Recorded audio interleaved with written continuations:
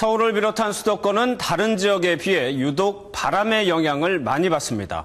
노무현 대통령에 대한 탄핵 돌풍이 불었던 17대 총선에서는 당시 열린우리당이 서울과 경기, 인천의 지역구 111석 중에 76석을 얻으며 원내 제1당을 가져올 수 있었습니다. 반면 이명박 대통령이 당선된 직후 실시된 18대 총선에서는 여당이 무려 81석을 차지하며 원내 과반을 달성했습니다. 수도권의 승리가 곧 총선 승리고 수도권의 승패는 결국 바람과 구도가 좌우했다고 볼 수 있습니다. 그렇다면 지금 19대 총선의 바람은 어디로 불고 있을까요? 그걸 가늠해 볼 수 있는 것이 지난해 10월 치러진 서울시장 보궐선거입니다. 박원순 후보가 53.4%, 나경원 후보가 46%를 얻으면서 이번 총선이 야권에게 유리하다는 것이 일반적인 분석이었습니다. 이후 새누리당은 위기감에 재창당 수준의 쇄신을 외치며 박근혜 비대위 체제가 들어서며 반전을 노렸고 야당도 사회 시민 세력까지 아우르는 한명숙 대표 체제의 통합정당을 구성하며 유리한 판세를 유지하려고 애썼습니다. 하지만 지금 상황이 그때와 같다고 보는 사람은 거의 없는 것 같습니다. 서울시장 보궐선거가 끝난 직후 새누리당 의원들은 이대로 가다간 수도권에서 참패할 수 있다. 노무현 대통령 탄핵 때 거뒀던 121석도 힘들다는 말들을 자주 했었습니다.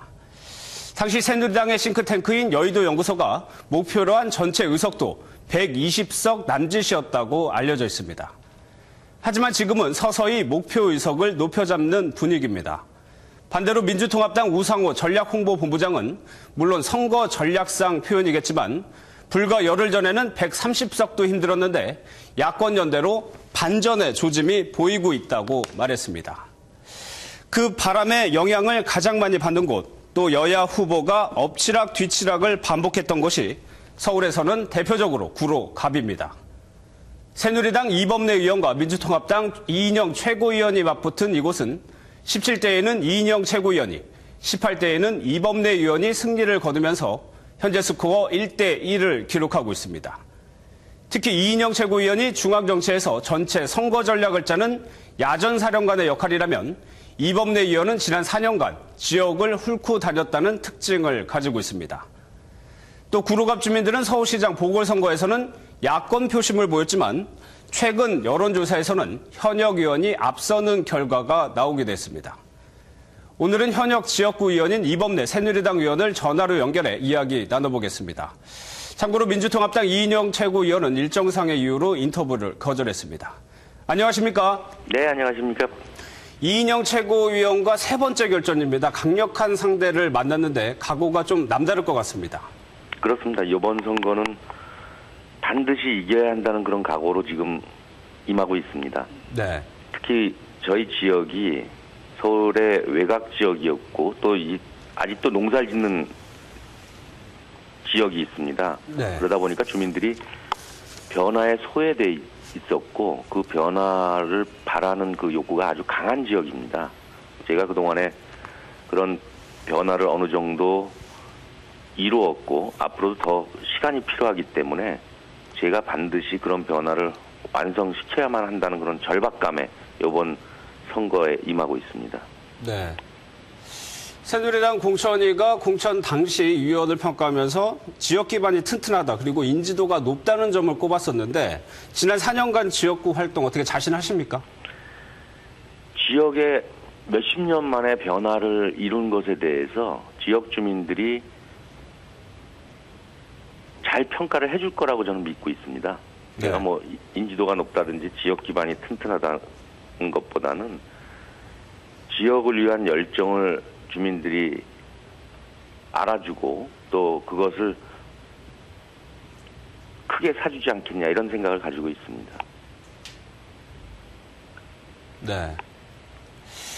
흔히들 그 현역 프리미엄이란 얘기들을 많이 하는데 공약이나 정책 면에서 이런 프리미엄을 누릴 수 있을 만한 것들이 뭐가 있을까요?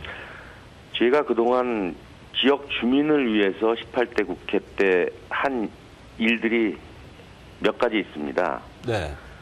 저희 지역에 아주 수건 사업이었던 영등포 교정시설이 이전을 하는데 고도 제한 문제 때문에 사실은 그 개발이 지연이 됐었는데요. 그걸 32년 만에 제가 그 고도 제한 문제를 해결을 했습니다. 그렇게 하다 보니까 주변에 그동안 개발이 안 되고 묶여 있었던 한일시멘트 공장이라든지 오르동 동부제강 부지라든지 또 온수동 럭비구장 부지가 이제 개발이 시작될 수 있는 그런 출발점이 됐고요. 네. 또 저희 34년 동안 개발이 안 되고 그냥 방치돼 있던 부지에다가 고척동 돔야구장이 지금 한창 건설되고 있습니다.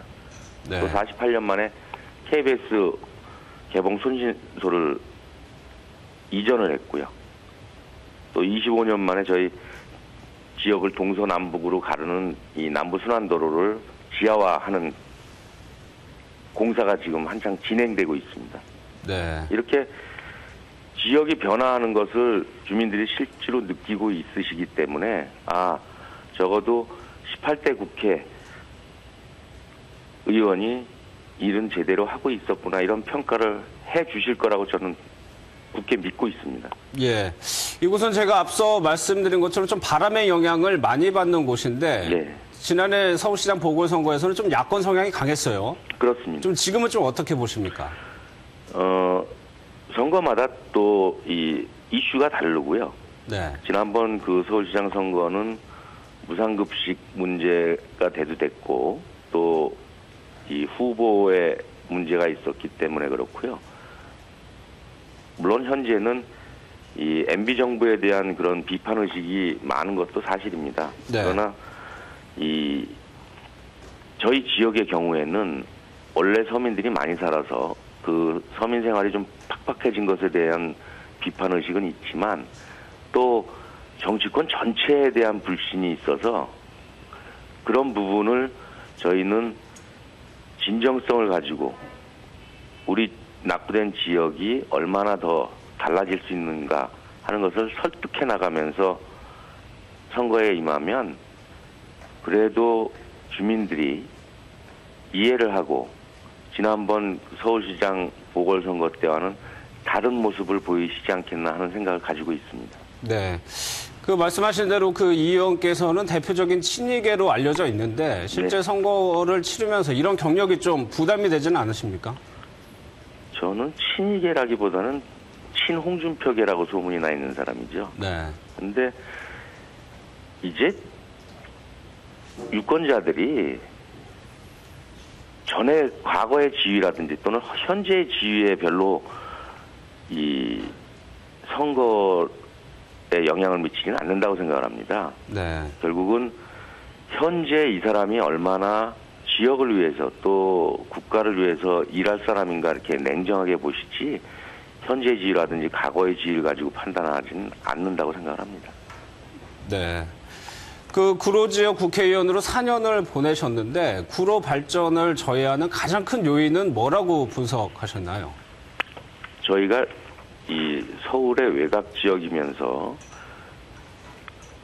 경인로가 중간에 지나가고 있고 경인 전철이 지나가고 있습니다. 그렇게 하다 보니까 남북이 그걸로 갈라져 있고요. 네. 그래서 이 주민들 간의 소통도 잘 안 되고 또한 그 공간이 결국은 이 장애물 벽처럼 돼 있기 때문에 그걸 해소하는 게 가장 큰 급선무라고 생각을 합니다. 그래서 예. 저는 이번에 이 경인전철을 지하하는 문제, 또 경인국도를 이중화도로를 해서 이 교통 체증을 하게끔 하는 것을 대표적인 공약으로 내세우려고 합니다.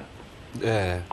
마지막으로 이 의원께서는 지난 2번의 지방선거에서 공천위원을 담당하셨는데 좀 새누리당이 이번 수도권 승리를 위해서 좀 공천이 거의 마무리되긴 했지만 어떤 전략으로 좀 나가야 된다고 생각하시나요? 일단 화합을 해야죠. 지금 공천에 불만이 있고 그런 분들이 상당히 많이 있지만 어제 김무성 전 원내대표가 보여주었듯이 네. 백의종군하면서 우리가 하나로 뭉쳐야지만 승리할 수 있다 이런 각오를 모두 다 해야 된다고 생각합니다. 네. 네, 오늘 말씀 감사합니다. 네, 고맙습니다. 네. 지금까지 새누리당 이범래 의원과 이야기 나눠봤습니다.